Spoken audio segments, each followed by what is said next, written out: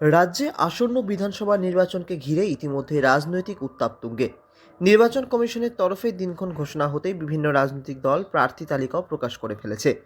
শুরু হয়ে গেছে জোর কদমে প্রস্তুতি, মাঠে নেমে পড়েছে প্রার্থীরা। শহর থেকে গ্রাম সব জায়গাতে এখন ভোটের আবহ স্পষ্ট।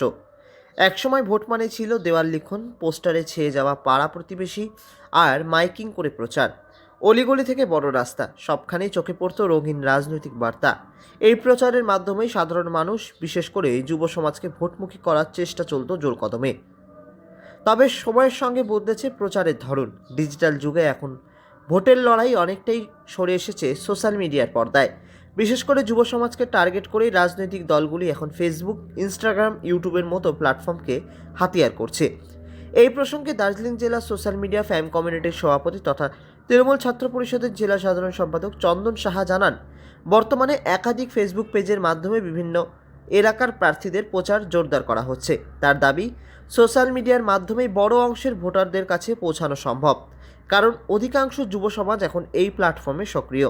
পাশাপাশি এআই নির্ভর ভিডিও, ডিজিটাল পোস্টার ও আকর্ষণীয় কন্টেন্ট ব্যবহার করে ভোটারদের আকৃষ্ট করার চেষ্টা চলছে। তৃণমূল কংগ্রেসের নিজস্ব কোনো টাকা দিয়ে কোনো আমাদের আইটি সেল নেই।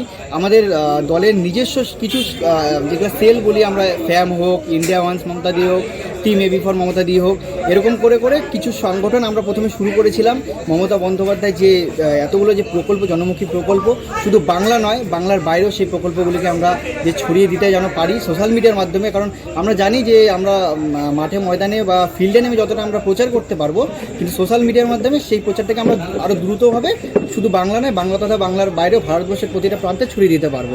তো এই কারণেই সোশ্যাল মিডিয়াটা এখন প্রচুর গুরুত্বপূর্ণ। সেই কারণেই দল এখন, বিশেষ করে অভিষেক বন্দ্যোপাধ্যায় আমাদের সর্বভারতীয় সাধারণ সম্পাদক, তিনি নিজে দায়িত্ব নিয়ে এবার আইটি সেলকে গঠন করেছে, যেখানে আমাদের দায়িত্বের রাজ্য সভাপতি দেবাংশু ভট্টাচার্য নিজে রয়েছে।